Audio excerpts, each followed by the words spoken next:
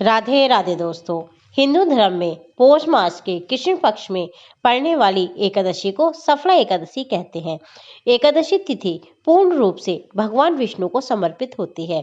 दोस्तों, मान्यता ये है कि जब जब पृथ्वी पर धर्म की हानि होती है, तब श्री हरि के भक्तों पर कोई संकट आता है, वे उनकी मदद के लिए दौड़े चले आते हैं।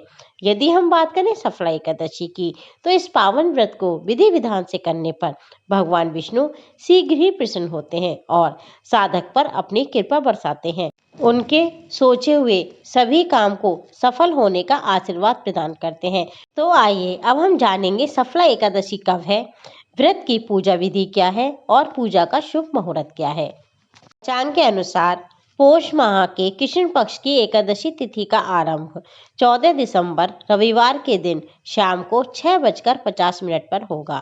वहीं अगले दिन 15 दिसंबर को रात 9:21 पर इस तिथि का समापन होगा।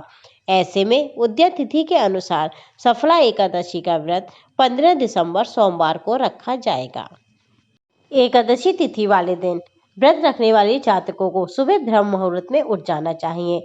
उसके बाद स्नान आदि से निवृत्त होकर घर के मंदिर की साफ सफाई करके उसमें गंगा जल का छिड़काव करना चाहिए और उसके बाद सूर्य नारायण को जल देना चाहिए। उगते हुए सूरज को जल देना बहुत अच्छा माना जाता है। फिर विष्णु जी के मंत्र सहित ध्यान करके व्रत का संकल्प जरूर लेना चाहिए।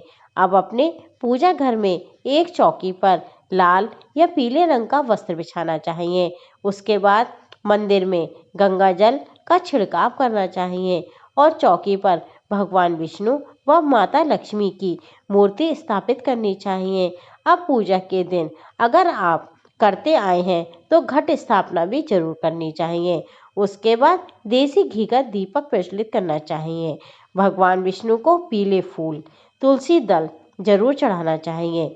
फिर धूप दीप के साथ भगवान की पूजा करनी चाहिए, मंत्रोच्चारण करना चाहिए और विष्णु भगवान की सफला एकादशी की व्रत कथा सुननी चाहिए। व्रत कथा सुनने के बाद भगवान की धूप दीप के साथ आरती करनी चाहिए। विष्णु सहस्रनाम या कनक स्तोत्र का पाठ अवश्य करना चाहिए। पूजा करने के बाद माता लक्ष्मी और भगवान विष्णु को आप दूध से बनी चीजों का भोग लगा सकते हैं, जैसे मेवा की खीर, बर्फी आदि। आप संभव हो सके तो इन चीजों को घर पर ही बनाएं, क्योंकि बाजार की चीजों में शुद्धता की कोई गारंटी नहीं होती। सफला एकादशी के दिन व्रत रहने वाले जातक को शाम के समय भी विधि विधान से पूजा और आरती करनी चाहिए।